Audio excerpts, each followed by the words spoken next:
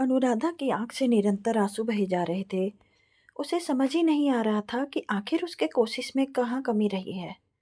इतनी कोशिश अगर भगवान को मनाने के लिए करती तो शायद भगवान ही मिल जाते। इतना परेशान तो कभी नहीं हुई जितना इस 7 साल के अंदर अदने से बच्चे ने परेशान कर रखा है। हालांकि इसमें कसूर उसका कुछ भी नहीं, बस लोगों की सुनी सुनाई बातों को सच मान बैठा है।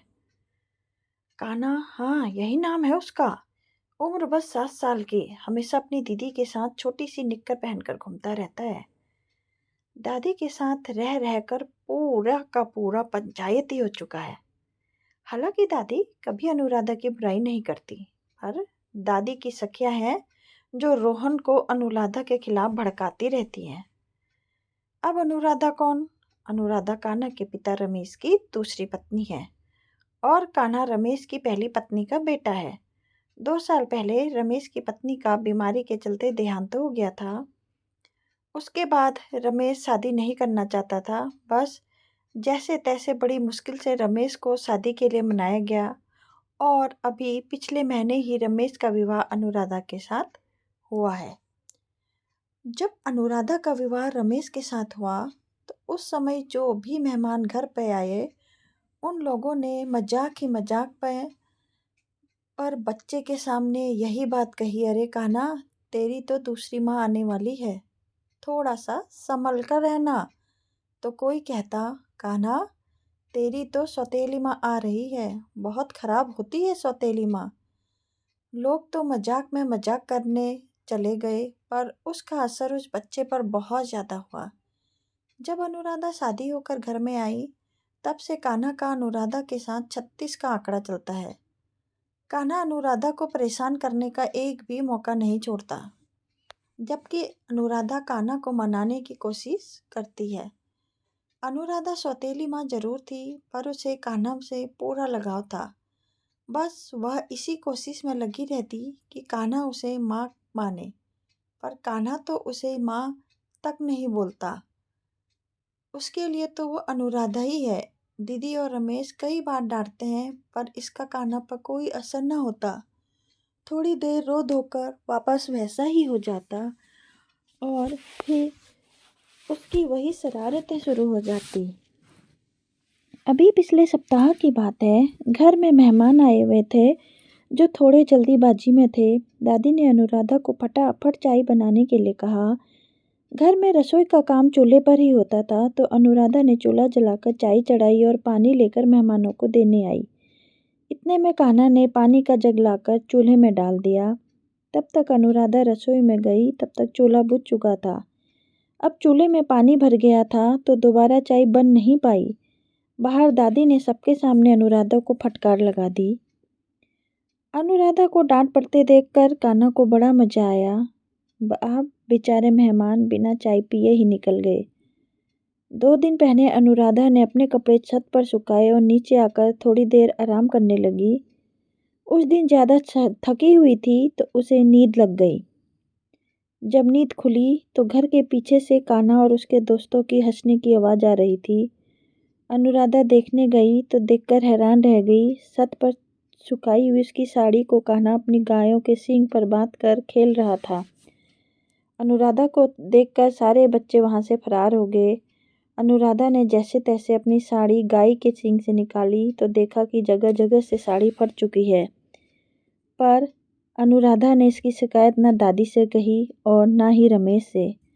और आज अनुराधा ने बड़े मन से सबके लिए खीर पूरी सब्जी बनाई और खाना लगाकर सबको बुलाने के लिए बाहर आई। पर हाय रे किस्मत, कान्हा वहां पर भी पहुंच गया और वहीं पास रखे नमक को लेकर सब्जी में नमक डाल दिया। जब सब खाना खाने बैठे तो अनुराधा ने कटोरियों में सब्जी निकाली और सबको परोस दी। पहला निवाला मुंह में लेते ही दादी ने निवाला थूक दिया। हाय रे, क्या बनाया है? कुछ सिखाया नहीं तेरे माँ बाप ने? पूरा मुंह खारा कर दिया।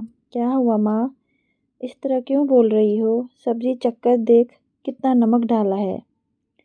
खाना खाने लायक तो बनाती। यह सब देखकर कान्हा को बड़ा मजा आ रहा था तो उसके चेहरे से साफ नजर आ रहा था। रमेश को उसकी तरफ देखकर शक हुआ तो उसने कान्हा से पूछा, कान्हा सच सच बता, तूने क्या हरकत की है। कान्हा एकदम से घबरा गया। अगर सच पता चल गया तो फिर डांट पड़ जाएगी, इसलिए वो हकलाने लगा। ओ बापू, वो सच बोला। हकला क्यों रहा है, तूने कुछ किया ना। रमेश के डर के मारे कान्हा ने सच बोल दिया कि उसने खाने में नमक मिलाया था। रमेश से बर्दाश्त नहीं हुआ तो उसने चांटा खींचकर कान्हा के गाल में दे मारा। कान्हा को चांटा मारते ही अनुराधा का दिल चित्कार ये किया, क्या कर रहे हैं आप। भला कोई बच्चे को इतना सी बात के लिए मारता है क्या। तुम इसी का पक्ष ले रही हो। इसकी शरारतें देखी दिन बढ़ती जा रही हैं। मैं माँ हूँ उसकी, तुम मेरी माँ नहीं हो। अनुराधा मेरी माँ नहीं है, रोता रोता कान्हा चिल्लाया और रोता रोता ही वहाँ से भाग गया। बस तब से अनुराधा के आंसू बहे जा रहे थे। सुबह से दोपहर तक कान्हा अपने दोस्तों के साथ ही रहा। घर नहीं आया तो रमेश अनुराधा को लेकर उसके मायके छोड़ने चला गया, इस वादे के साथ ही जब तुम आओगी तो तुम्हें तुम्हारा बेटा मिलेगा, सौतेला बेटा नहीं। इधर जब कान्हा घर वापस आया तो अनुराधा घर पर नहीं थी। उसने हर कमरे में जाकर देखा, यहाँ तक कि ऊपर छत पे भी ढूंढ आया।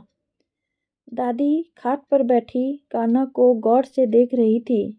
किसे ढूंढ रहा है रे तू।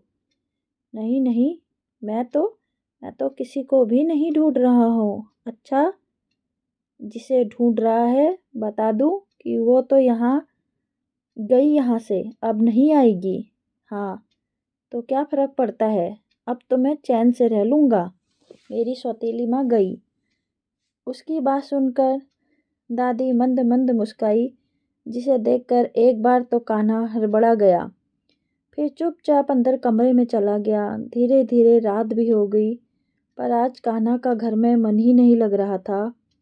उसे तो अनुराधा को परेशान करने में ही मजा आता था, पर आज तो अनुराधा घर पर नहीं थी। उसका मन भी किसी काम में नहीं लग रहा था। रात को रमेश घर आया तो कान्हा आकर रमेश के पास ही खड़ा हो गया। उसे लगा कि रमेश अनुराधा के बारे में कोई बात कहेगा, पर रमेश ने तो कुछ भी नहीं कहा।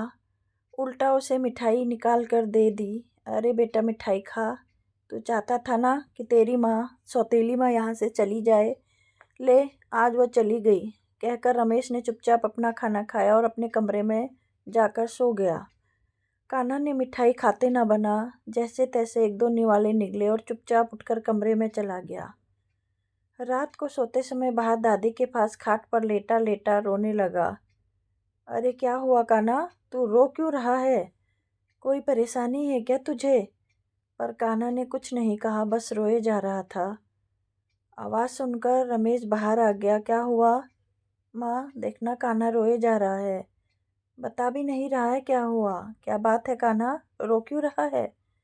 आज तो तेरे लिए खुशी का दिन है, तेरी सौतेली माँ चली गई है। तू तो यही चाहता था ना।